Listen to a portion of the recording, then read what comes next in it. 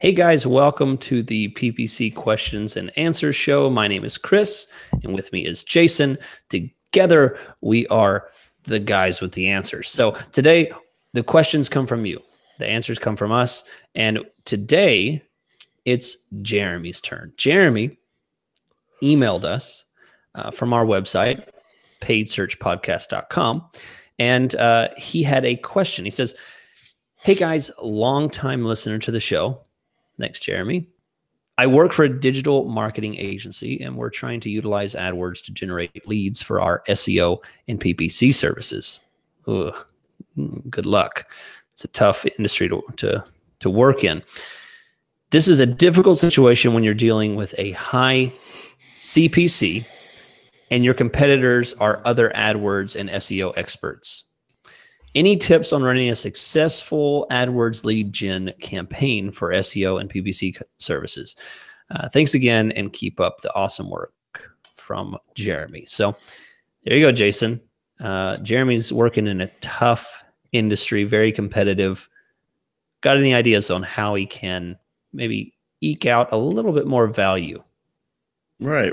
Well, Chris, do you first want to tell us how you feel about running AdWords for AdWords and AdWords for SEO agencies? Yeah, it feels like beating your head against the wall because one of the things I found, just to throw in my negative aspect to the whole thing, you can build a great campaign, and then some unemployed jerk email or searches and does local SEO companies, are great SEO companies near me, something like that. Mm-hmm. And they fill out a form and say, will you please hire me? I'm looking for a job. So you get these clicks are $15. Jeremy knows. That's why he's emailing, because he knows it's crazy expensive. So that's my experience, is you can work all day long with these great keywords, and then those PPC SEO guys that want a job at a local agency will search those same terms and click on a paid ad. Right. Well, yeah, it's a tough niche, Chris. I had two previous owners before I broke free and was able to do AdWords for myself. The second one, who was the one that made me work till 3 a.m, and I set a Guinness World Record for most AdWords accounts created for a larger freelancer in a 3-month or in a 1-year period ever. I was locked in the room, Chris. But one of the two industries he would not touch and didn't want to do AdWords for was like SEO AdWords web design agencies. He just wanted to take on those kind of clients because it was too tough. And he wanted me to sleep for 1 hour a night. So, Jeremy, I've got a couple tips for you. One is, you guys don't just do SEO and AdWords services. You do it for certain types of businesses. So myself, I specialize for moving companies and only moving companies. And you probably do AdWords for one industry over and over, or SEO. So what I would do is I would target keywords like, say your industry was roofers. I would have keywords like SEO for roofers, roofing company AdWords, roofing company AdWords keywords, AdWords for roofers, PPC for roofing companies. That's going to be less competitive. You're going to stand out if you make ads and landing pages for that niche. And so go after your niches as your keywords.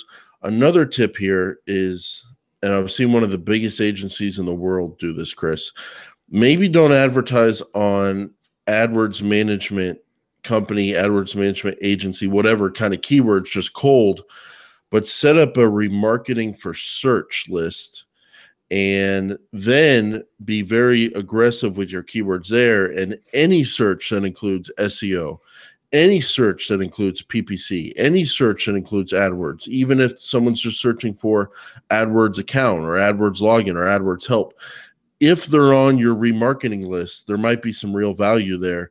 And that way you're not just showing up every time someone searches for an SEO or AdWords agency, but you're showing up on those and more broader searches when they've been on your remarketing list. Those are the two ways I would go at it. And then for everyone else listening besides Jeremy, If you're in a super competitive industries on AdWords, those are a couple ways to go about it. Niche down your keywords into the really the focus of what you want to get clicks from and be aggressive on those. And then maybe do a remarketing for search campaign with some broader keywords as well as the more competitive keywords and see what happens. Chris, are those satisfactory answers?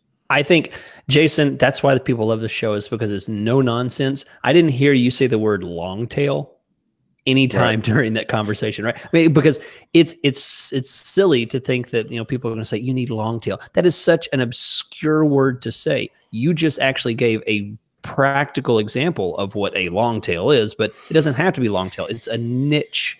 It's a niche service. Oh, yeah. So there's a point to it. Yeah, there's a point. It's not just the word long tail, because it sounds like a super niche-y kind of thing to say to someone, and they're not really going to get it, and it's not actually practical, but it sounds cool. That's what most people, get from answers like that. So that's why you're subscribed to the PPC Questions and Answers show. And as always, you can get your questions answered at paidsearchpodcast.com. Be sure and check back next time, where you'll have another question and we'll have the answer.